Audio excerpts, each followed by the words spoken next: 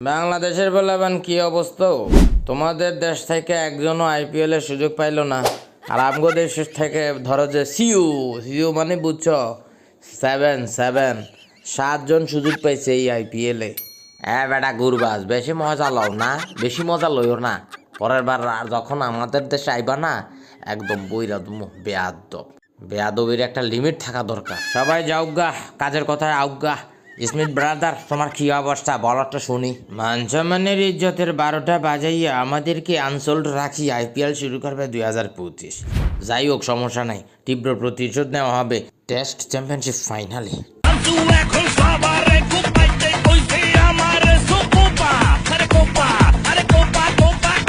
থাক ভাইয়া, এই বছর আর কপাকপি করার দরকার নাই। এবছর তোমরা একটু রেস্টে থাকো।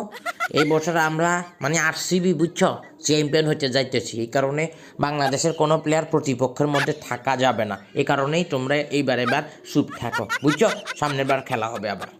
বিরাট কোহলি ভাই, তুমি ডিজার্ভ করো একটা আইপিএল কাপ, তোমার দরকার। কিন্তু গতবারের চ্যাম্পিয়নকে তোমার এটা ভাবতে হবে।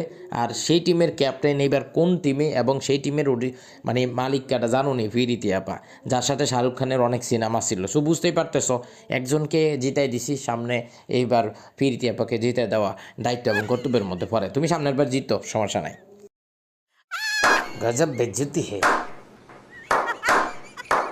তোমরা দেখতে পাচ্ছ আমার সাথে আছে সিকান্দার রাজা। সিকান্দার রাজাকে জিজ্ঞেস করবো, সিকান্দার রাজা আইপিএল এ চান্স পাইলা না, তোমার এখন কেমন লাগতেছে একটু কি বলবা? আসলে বলার মতো ভাষা আমার হারাই গেছে, ভাষা তো নাই, বুঝতে পারতেছেন। তো একটা কথা বলতে চাই, আইপিএল হচ্ছে ফালতু একটা ফ্রাঞ্চাইজি লিগ। এরা কি করতে হবে এরা নিজেরাও জানে না। রাজা যেটা বললো এটার সাথে আমিও একমত। আমাদের নূর ওরে 10 কোটি রুপি দিয়ে কিনছে, আর অ্যাডাম জাম্পা, তারপর রাহুল চাহার, আর আমাদের মুজিবরে তো নেই কোনো টিম, বুঝছেন?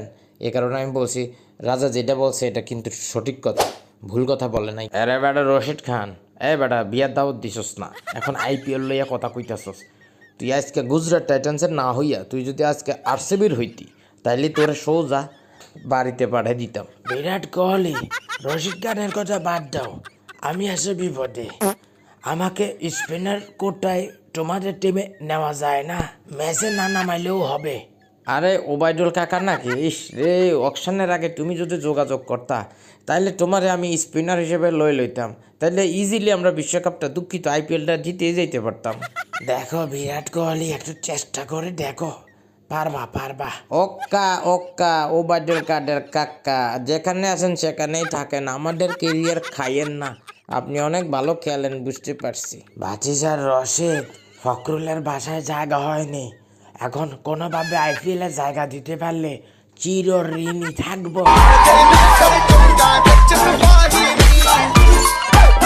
আরে বেটা বিপদে আছি, আর মজা লইয়া নাচ ইচ্ছা তোরা। সো বন্ধুরা, তোমরা জানাই দাও কমেন্টে 2025 আইপিএল অকশন কেমন লেগেছে, কেমন হয়েছে, আর কে জিতবে, কে চ্যাম্পিয়ন হবে জানাতে ভুলবে না কমেন্ট।